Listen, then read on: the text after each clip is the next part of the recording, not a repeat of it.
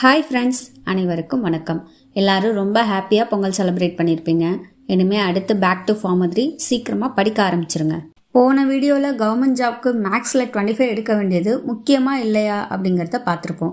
பார்க்காதவங்களுக்கு கீழே லிங்க் தரேன், அதையும் பாருங்கள், ரொம்ப யூஸ்ஃபுல்லாக இருக்கும். இந்த வீடியோவில் மேக்ஸில் 20க்கு குறையாமல் மார்க் எடுக்க நான் எப்படியெல்லாம் ப்ராக்டிஸ் பண்ணேன் அப்படிங்கிறத சொல்கிறேன். எனக்கும் மேக்ஸுக்கும் ரொம்ப தூரம். நானும் மேக்ஸில் ஆவரேஜ் ஸ்டூடெண்ட் தான். ஒரு சிம்பிளிஃபிகேஷன் சம் சால்வ் பண்ணவே அவ்வளோ கஷ்டப்படுவேன். ஆனால் அதெல்லாம் மேக்ஸ் ப்ராக்டிஸ் பண்ணுறதுக்கு முன்னாடி வரைக்கும். நான் குரூப் 2 அண்ட் குரூப் 4 எவ்வளோ மார்க் எடுத்தேன் அப்படிங்கிறத வீடியோ எண்டில் சொல்கிறேன். கடைசி வரை வீடியோவை தொடர்ந்து பாருங்கள். அதுக்கு நான் ஃபாலோ பண்ண மெத்தட் 3 months 2 hours. இந்த கீவேர்டை மட்டும் நல்லா ஞாபகம் வச்சுக்கோங்க. ஒரு 3 மாதம் கண்டினியூஸாக 2 hours நான் உட்காந்து மேக்ஸ் ப்ராக்டிஸ் பண்ணேன். மேக்ஸ் டாபிக்ஸ் கவர் பண்ண 3 மாதம் போதுமா அப்படின்னு கேட்டால் தாராளமாக போதும். நான் படித்தப்போ கொரோனா லாக்டவுன் போட்டிருந்தாங்க, சொல்லிக் கொடுக்கவும் ஆள் இல்லை. ஸோ வீட்லேயே நானே தான் ப்ராக்டிஸ் பண்ணேன். எப்போவுமே ஒரு விஷயம் மற்றவங்க சொல்லி தந்து கற்றுக்கிறத விட நம்மளாக கஷ்டப்பட்டு தெரிஞ்சுக்க ட்ரை பண்ணி படிக்கும்போது அது உங்களுக்கு லைஃப் லாங் மறக்காது. என்னோட max time daily evening 4 to 6. எனக்கு இந்த டைமிங் கன்வீனியண்ட்டாக இருந்தது. ஒருவேளை நீங்கள் வீட்டிலேருந்து படிக்கிறீங்கன்னா இந்த டைம் கண்டிப்பாக பெஸ்ட்டாக இருக்கும்.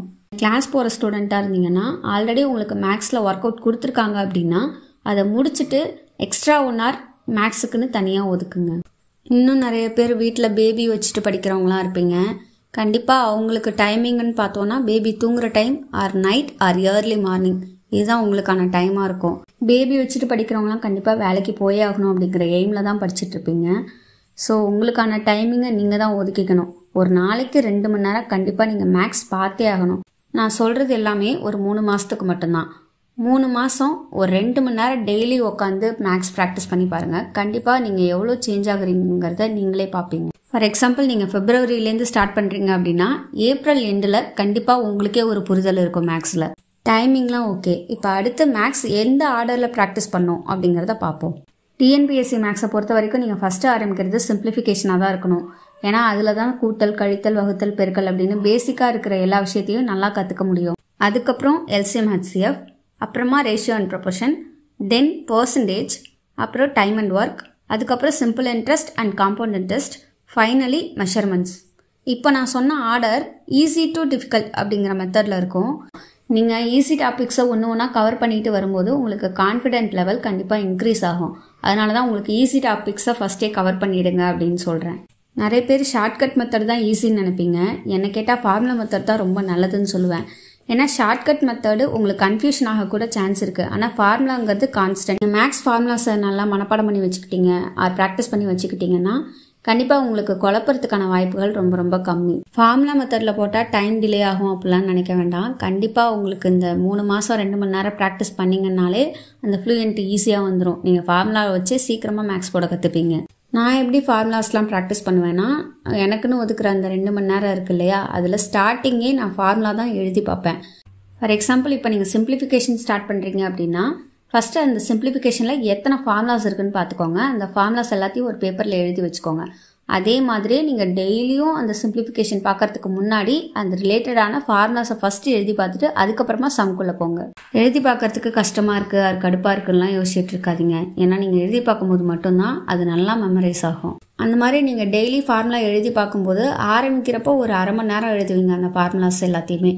ஆனால் நீங்கள் அந்த 3ஆவது மாதம் எண்டிங்கில் அந்த ஃபார்முலா எழுதி முடிக்கிறதுக்கு உங்களுக்கு 10 நிமிஷம் தான் ஆகும். ஃபஸ்ட்டு நீங்கள் ஒரு டாபிக் ஆரம்பிக்கிறீங்கன்னா அது உடனே முடியணும் அப்படின்னு எதிர்பார்க்காதீங்க. ஏன்னா இப்போது சிம்பிளிஃபிகேஷன்லாம் எடுத்துக்கிட்டோன்னா அது வந்து மிகப்பெரிய டாப்பிக்கு. அதில் நிறைய சம்ஸ் வந்துக்கிட்டே இருக்கும். ஸோ அதை வந்து ஒரு 10 நாளைக்குள்ளே நான் கம்ப்ளீட் பண்ணணும் அப்படின்லாம் யோசிச்சுட்டு இருக்காதிங்க. ஃபஸ்ட்டு நீங்கள் ஆரம்பிக்கிறது மட்டும்தான் கஷ்டமாக இருக்கும். நீங்கள் இப்போது ஒரு 2 மணி நேரம் சிம்பிளிஃபிகேஷனே பார்க்கணும் அப்படின்னா அது ஃபஸ்ட்டு பார்க்கும்போது ஒரு மாதிரி கஷ்டமாக இருக்கும், கடுப்பாக இருக்கும், ஓகே. ஆனால் அது போக போக என்ன ஆகும்னா உங்களுக்கே வந்துட்டு அதை எப்படி சேஞ்ச் பண்ணி பார்க்கலாம் அப்படிங்கிறதுக்கான ஒரு ஐடியா உங்களுக்கே கிடைக்க ஆரம்பிச்சிடும். அதாவது நீங்களே டாபிக்ஸை மேனேஜ் பண்ண கற்றுப்பீங்க. இப்போ நீங்கள் இன்றைக்கி சிம்பிளிஃபிகேஷன் பார்க்குறீங்க, ஒரு 10 நாள் கண்டினியூஸாக அதை பார்க்குறீங்க அப்படின்னா அடுத்த 10ஆவது நாள் நீங்கள் என்ன பண்ணுவீங்கன்னா சிம்பிளிஃபிகேஷனை பாதி நேரம் பார்ப்பீங்க. அதுக்கப்புறம் அடுத்த டாப்பிக்கை ஸ்டார்ட் பண்ண ஆரம்பிச்சிருவீங்க.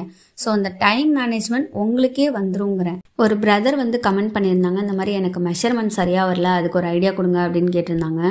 மெஷர்மெண்ட்ஸை பொறுத்த வரைக்கும் நீங்கள் ஃபஸ்ட்டு ஸ்ட்ராங்காக இருக்க வேண்டியது ஃபார்முலாஸ் தான். எப்போவுமே டிஎன்பிஎஸ்சியில் மெஷர்மெண்ட்லேருந்து ஒரு கொஷின் கேட்குறாங்கன்னா கண்டிப்பாக அது ஃபார்முலா ரிலேட்டடாக தான் கேட்பாங்க. ஸோ நீங்கள் அதை பற்றி ஒரி பண்ணிக்காதீங்க. நீங்கள் ஃபார்முலாஸில் ஸ்ட்ராங்காக இருந்தாலே மெஷர்மெண்ட்ஸை பற்றி கவலைப்பட தேவையில்ல.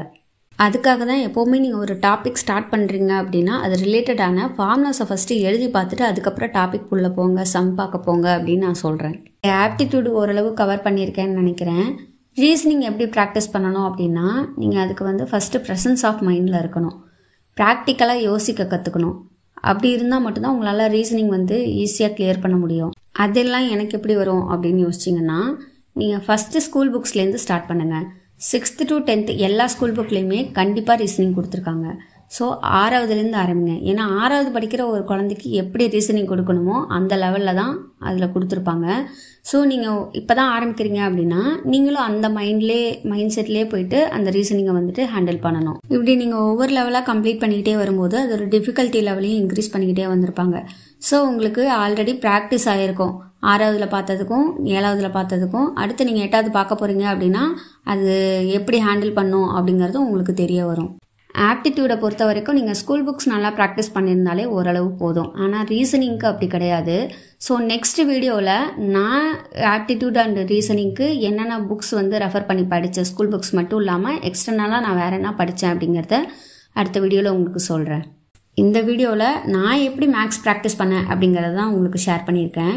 ஸோ இதே மெத்தடை நீங்களும் ஃபாலோ பண்ணுங்கள். அதாவது 3 மாதம் 2 மணி நேரம் இந்த மெத்தடை மட்டும் நீங்கள் ஃபாலோ பண்ணிங்கன்னா கண்டிப்பாக உங்களாலே மேக்ஸில் 20க்கு குறையாமல் மார்க் எடுக்க முடியும்.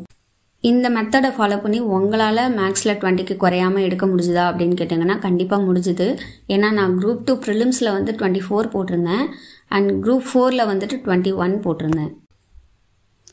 ஸோ உங்களுக்கு டிஎன்பிஎஸ்சி ரிலேட்டடாக எந்த டவுட்டாக இருந்தாலும் கமெண்ட்ஸில் என் கூட ஷேர் பண்ணிக்கோங்க. கண்டிப்பாக உங்களுக்கு நான் அதுக்கான விளக்கத்தை அடுத்த வீடியோவில் கொடுக்குறேன். இன்னும் நம்ம ஆரியன் டிஎன்பிஎஸ்சி சேனலை சப்ஸ்கிரைப் பண்ணாமல் பார்த்துட்ருக்கீங்க அப்படின்னா சப்ஸ்கிரைப் பண்ணிக்கோங்க. அப்படியே பெல் ஐக்கானையும் கிளிக் பண்ணிக்கோங்க. அப்போ தான் நான் டிஎன்பிஎஸ்சி ரிலேட்டடாக போடுற வீடியோஸ் எல்லாமே உங்களுக்கு சீக்கிரமாக சேரும். மீண்டும் அடுத்த வீடியோவில் சந்திக்கிறேன் நண்பர்களே. நன்றி, வணக்கம்.